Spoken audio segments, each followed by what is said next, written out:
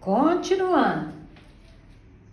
A vida nas grandes cidades se deteriora à medida que a população cresce. Quer dizer, aos poucos. A população cresce aos poucos, então vai ser à medida que.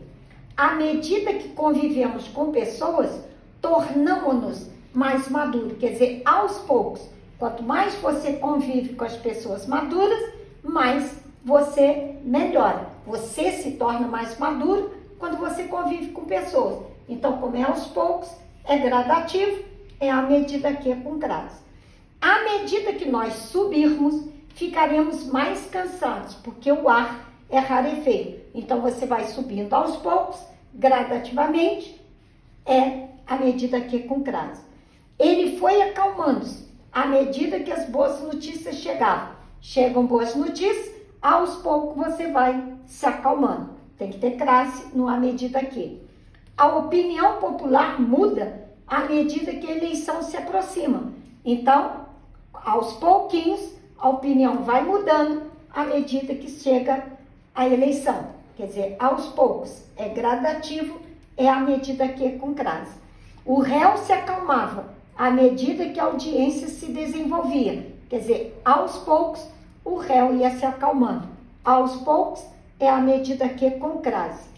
À medida que a multidão saía, a rua ficava deserta. Quer dizer, aos poucos, a multidão vai saindo e a rua vai ficando deserta, aos pouquinhos, devagarzinho, gradativamente. Então, à medida que, para ter crase, tem que virar aos poucos, indicar gradação. Agora, olha o segundo. Na medida em que, já começa aqui, não é muito usado. Sabe por que não é muito usado? Porque ela vai virar porque, visto que, já que. É muito mais fácil você usar o porquê do que esse monstrinho aqui, na medida em que. E ainda mais que ela não é muito usada. E ela é uma conjunção subordinada causal, indica causa. Então, é muito mais fácil usar porquê, visto que, já que. Olha só, na medida em que os projetos foram abandonados, a população carente ficou desamparada.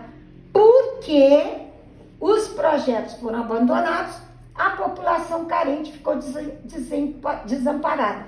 Ou a população carente ficou desamparada porque os projetos foram abandonados.